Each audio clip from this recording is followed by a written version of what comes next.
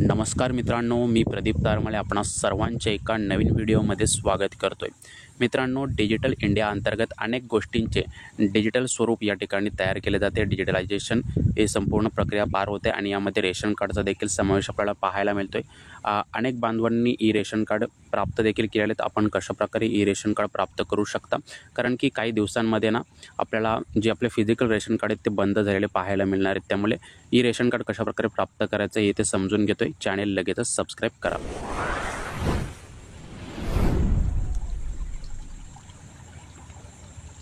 मित्रांनो, असेच interesting video आपण इथे वेळोवेळी घेत असतो। आता यामध्ये आपण पाहाल जे फिजिकल रेशन कार्ड होते आपल्याकडे, जे अशा स्वरूपात असायचे, तर हे रेशन कार्ड काही दिवसांमध्ये पूर्णपणे बंद होणार आहेत।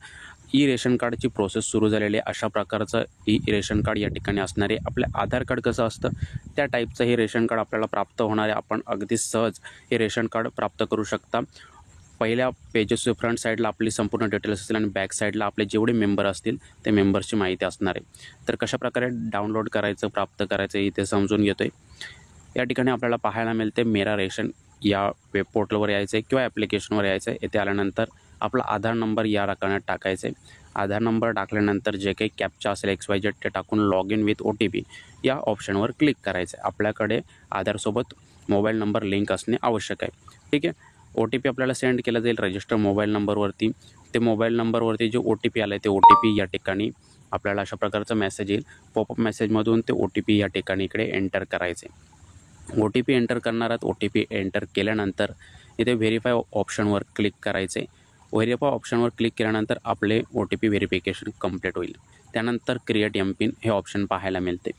या ऑप्शनवर क्लिक करणार आहात। या ॲप्लिकेशन्समध्ये अगदी सहज लॉग इनसाठी आपण एमपिन सेट करणार आहात। एमपिन इथे अगदी 4 अंकाचा एमपिन सेट करून घ्या। आपला एमपिन या ठिकाणी सेट झाल्यानंतर आपल्याला नोटिफिकेशन मिळेल आणि हे जे काही ॲक्सेस आहेत ते ॲक्सेस द्यायचे ते आपला, आणि त्यानंतर अशा प्रकारचं इंटरफेस ओव्हरऑल आपल्या स्क्रीनवर पाहायला मिळते।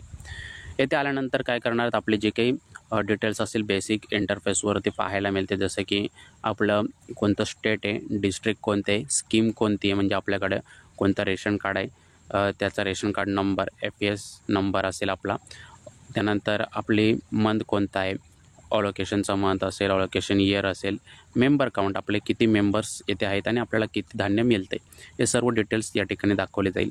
हे डिटेल्स पाहून घ्या। ठीक, त्यानंतर आपल्याला हे डाउनलोड करायचं आहे। तर डाउनलोड करण्यासाठी येथे ऑप्शन पाहायला मिळणार आहे। या ऑप्शनवर क्लिक करणार आहात। क्लिक केल्यानंतर अगदी सहजच PDF फॉर्मॅटमध्ये हे आपल्यासमोर अशा प्रकारे डाउनलोड होईल। जसं की आधार कार्ड कसं आपल्याला डाउनलोड मिळतं फॉर्मॅट, त्या फॉर्मॅटमध्येच असणार आहे आणि आपण कसं फ्रंट बॅक मॅच करून ते लॅमिनेट करतोय त्याच स्वरूपात आपल्याला हे लॅमिनेशन करून घ्यायचं आहे आणि अगदी पॉकेटमध्ये आपण कुठेही अशा प्रकारे हे डिजिटल कार्ड, रेशन कार्ड या ठिकाणी घेऊन जाऊ शकता। अशा प्रकारची ही प्रोसेस होती। पॉईंट टू पॉईंट समजून घेतलं। आपल्या कन्सेप्ट क्लिअर झाल्या असाव्यात।